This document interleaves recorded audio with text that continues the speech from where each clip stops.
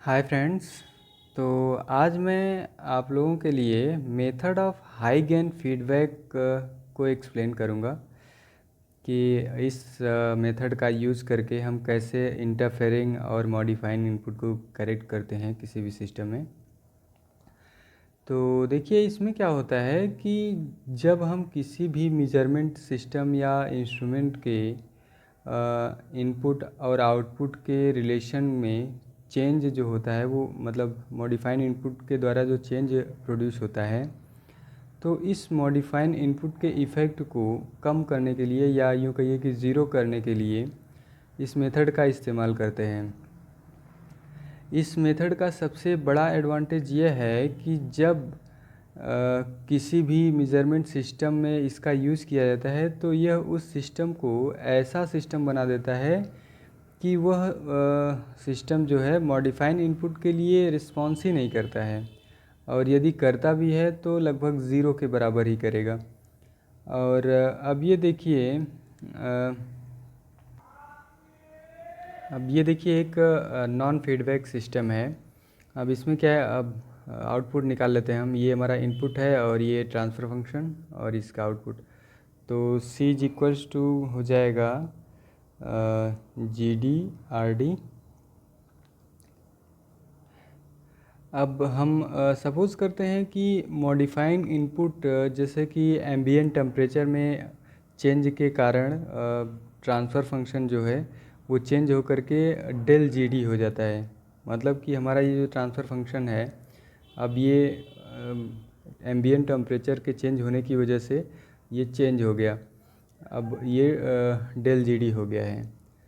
तो इसलिए अब ट्रांसफ़र फंक्शन GMD मतलब जी मॉडिफाइंग मतलब ट्रांसफ़र फंक्शन मॉडिफाइंग इनपुट के द्वारा मॉडिफाइंग इनपुट के चेंज होने की वजह से जो ट्रांसफ़र फंक्शन होगा वो GMD इज इक्वल्स टू हो जाएगा GD प्लस डेल GD। और अब यह इसके चेंज होने की वजह से जो नॉन फीडबैक सिस्टम का आउटपुट है वो भी चेंज हो जाएगा। तो अब हम इसे पुटअप कर देते हैं इस वाले इक्वेशन में। तो देखिए C plus del C output भी चेंज हो रहा है, तो मतलब C जो है डेल C इंक्रीज हो जाएगा। और GD plus del GD into RD। तो कर लेते हैं GD/RD is equals to del GD/RD C plus del C। अब कंपेयर कर लेते हैं इसमें, तो अब कंपैरिजन कर लेते हैं। तो C इक्वल टू क्या निकल के आएगा, GD/RD और del C is equals to del GD/RD। मतलब कि जब हम मॉडिफाइड इनपुट को चेंज किए, मतलब एम्बिएंट टेम्परेचर उसका चेंज हुआ, तो कितना चेंज आएगा हमारे आउटपुट में, वो इतना आएगा चेंज। इसको हम इक्वेशन 1 मान लेते हैं। तो अब देखिए ये हमने एक फीडबैक सिस्टम ले लिया। अभी तक तो हम ये नॉन फीडबैक सिस्टम की बात कर रहे थे। अब अगर हम इसमें एक फीडबैक सिस्टम को लगा दिया तो हमारा आउटपुट क्या होगा, C इज इक्वल्स टू GD/में 1 प्लस GD इंटू H और इंटू RD। ये इक्वेशन दूसरा मान लेते हैं। तो अब देख लिए कि मान लेते हैं कि मॉडिफाइंग इनपुट जो है प्रेजेंट है, तो उस केस में क्या हो जाएगा कि हमारा आउटपुट चेंज हो जाएगा। मतलब C जो होगा वो C प्लस डेल C हो जाएगा और GD जो होगा वो GD प्लस डेल GD हो जाएगा। ठीक है, तो पुट करते हैं इसमें। देखिए C plus del C is equals to हो जाएगा GD plus del GD upon 1 plus GD plus del GD into H into RD। और अब सॉल्व कर लेते हैं इसको।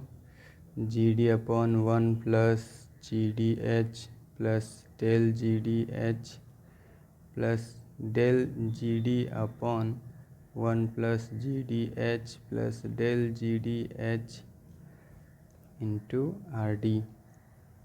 ये हो गया सी प्लस डेल सी। तो अब अगर हम कंपैरिजन कर लेते हैं तो देखिए सी इज इक्वल्स टू क्या आएगा, G D upon 1 plus G D plus del G D H into R D, और del C is equals to आ जाएगा del G D upon 1 plus G D H plus del plus del G D H into R D. तो अब देखिए इसमें ये जो del G D H होगा, ये क्या है कि जी डी से जो है बहुत ही कम है, मतलब कि del G D is less than G D से ये बहुत ही छोटा है। तो इसलिए हम इस टर्म को निगलेक्ट कर देते हैं। तो देखिए del G D upon 1 plus G D H R D, ये हो गया डेल सी। इसको इक्वेशन 2 मान लेते हैं। तो अब देखिए इन दोनों कंपैरिजन से पता लगता है, मतलब नॉन फीडबैक सिस्टम और फीडबैक सिस्टम के साथ जब हम कंपैरिजन करते हैं तो जो मॉडिफाइड इनपुट है, मतलब कि del G D R D, ये रिड्यूस हो जाता है 1 प्लस जी डी एच के टर्म में। तो इस तरह से अब यदि किसी फीडबैक सिस्टम को एक इस तरह से डिज़ाइन किया जाता है कि मतलब कि जब हम फीडबैक सिस्टम को डिज़ाइन करें तो उसे एक हाई गेन फीडबैक सिस्टम, मतलब हाई गेन फीडबैक एच की वैल्यू को रिड्यूस किया जा सकता है। मतलब अगर हम किसी फीडबैक सिस्टम को हाई गेन फीडबैक की वैल्यू, जो कि आउटपुट की वैल्यू है, उसे उसके साथ अगर हम डिज़ाइन करें तो उस सिस्टम का जो मॉडिफाइंग इनपुट होगा वो बहुत ही कम होगा।